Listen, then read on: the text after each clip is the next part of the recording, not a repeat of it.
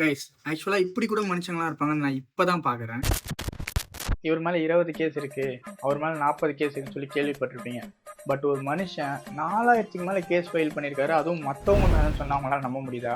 ஆமாங்க, ஜானத்தன் ரிச்சஸ்ன்ற இந்த ஒரு மனுஷன் கிட்டத்தட்ட 4000க்கு மேலே கேஸ் ஃபைல் பண்ணியிருக்காரு. அதுவும் யார் மேலேனா தான் கூட இருக்க ஃப்ரெண்ட்ஸு, அப்புறம் ரிலேட்டிவ்ஸ், அது மட்டும் இல்லாமல் அந்த நாட்டு பிரதமர் முதற்கொண்டு எல்லார் மேலேயும் கேஸ் ஃபைல் பண்ணியிருக்காரு.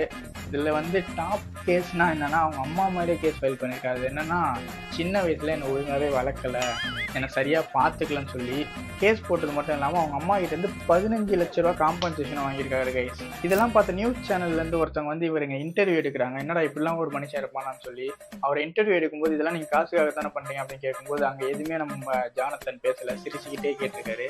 கேட்டுட்டு வெளியே வந்து அவங்க மேலேயும் ஒரு கேஸை ஃபைல் பண்ணியிருக்காரு. இவங்க வந்து என்ன மன உடைச்சலுக்கு ஆளாகிட்டாங்கன்னு சொல்லிட்டு. லட்டுல வச்சு நினைச்சியா தாஸ்? நட்டுல வச்சு. இதெல்லாம் வந்து டாப் சம்பவம் ஒன்று பண்ணியிருக்காரு. அது என்னன்னா இருக்கிறதுலே அதிக கேஸ் போட்டதுன்னு சொல்லி இவர் பேர் கின்னஸ் ரெக்கார்டில் ஆட் பண்ணியிருக்காங்க. யாரை கேட்டா என் பேர் கின்னஸ் ரெக்கார்டில் ஆட் பண்ணி சொல்லி கின்னஸ் ரெக்கார்ட் மேலேயே ஒரு கேஸை போட்டிருக்காரு. இப்படி இல்லாமல் நம்ம கூட மனிதர்கள் இருக்காங்க. இந்த மாதிரி மனுஷங்களை பற்றி தெரிஞ்சுன்னா ஃபாலோ பண்ணிக்கோங்க. அடுத்த வீடியோ மீட் பண்ணுறாங்க. டாட்டா, பாய் பாய்.